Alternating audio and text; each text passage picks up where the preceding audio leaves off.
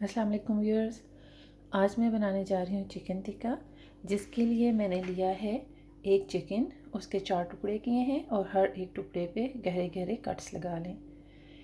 इसमें जाएंगे 2 चम्मच दही, आधी टीस्पून हल्दी पाउडर, आधी टीस्पून लाल मिर्च पाउडर, 1 टीस्पून नमक, 1 खाने का चम्मच लहसुन अदरक का पेस्ट, 1 टीस्पून पिसा हुआ धनिया, 1 टीस्पून गरम मसाला, 1 लेमन का जूस, थोड़ा सा जर्दे का रंग और 2 खाने के चम्मच ऑयल।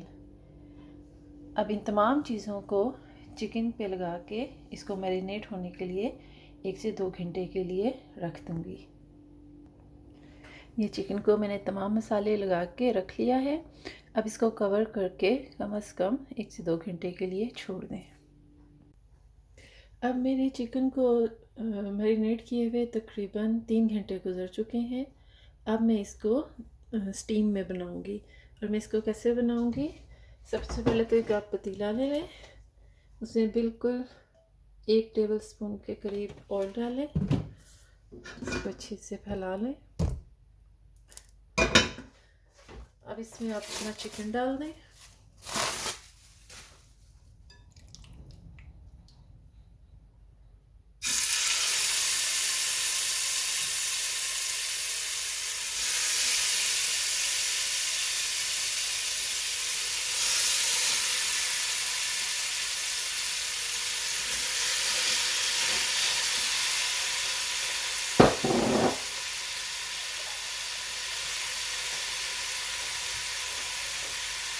अब इसको दरमियानी आंच रख के और कवर करके पकने दें।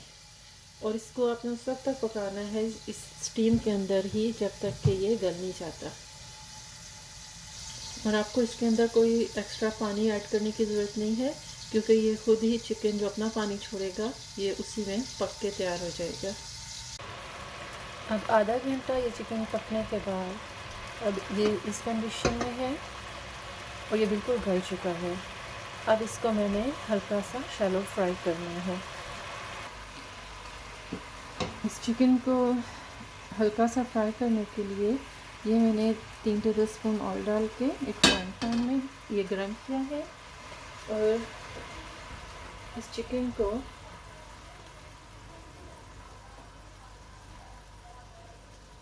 अब इसमें रखते हैं।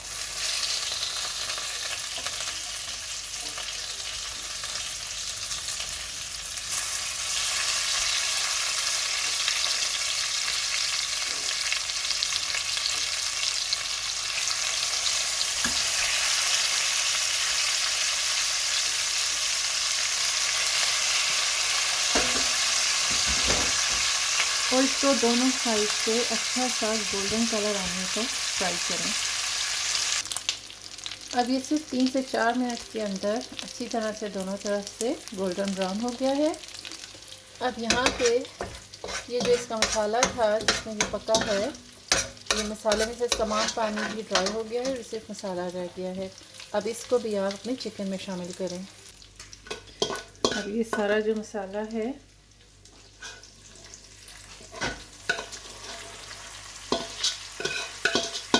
दे दें।